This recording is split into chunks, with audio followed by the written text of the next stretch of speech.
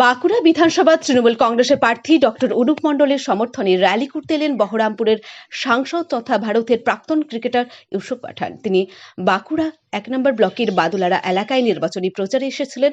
তাকে কাছে পেয়ে যেমন খুশি হয়েছেন তৃণমূল কংগ্রেসের কর্মীরা, সেই রকমই খুশি হচ্ছে ক্রিকেট প্রেমীরা। তারা দেশের প্রাক্তন ক্রিকেটার ইউসুফ পাঠানকে কাছে পেয়ে আবেগ ধরে রাখতে পারেনি। সকলেই নতুন ব্যাট নিয়ে তার হস্তাক্ষর করাতে ব্যস্ত ছিলেন। বাদুলারা নবীন ক্লাবের সদস্যরা উপস্থিত হয়ে প্রাক্তন ক্রিকেটার ইউসুফ পাঠানের হস্তাক্ষর নিলেন। এ বিষয়ে বাঁকুড়া এক্সপ্রেস টিভির মুখোমুখি হয়ে ক্লাবের এক সদস্য কি জানালেন শোনাবো তার সেই মূল্যবান প্রতিবেদন এবং তিনি যুবদের উদ্দেশ্যে কি বার্তা প্রেরণ করলেন। ভোটের জন্য এসেছিল, অনুপ মণ্ডল দাঁড়িয়েছে ভোটে, তার জন্য র্যালি করতে এসেছিলো। তো আমরা বাদুলার নবীন ক্লাব থেকে আমরা এসেছিলাম কি ব্যাটে একটা সিগনেচার করার জন্য। আমাদের একটা খেলা করায় আর্মি ট্রফি বাদুলার নবীন ক্লাব, তো খেলাটা চারিদিকে হয়, লাইভেও হয় খেলাটা, তার জন্য খেলার স্মৃতি হিসাবে একটা ব্যাটে সিগনেচার করা যায়।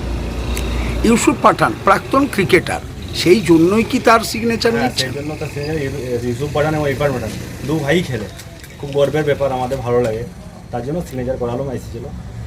এবং যুব সমাজের জন্য এই খেলাধুলা নিয়ে কি বার্তা দিতে চাইবে আপনাদের ক্লাব?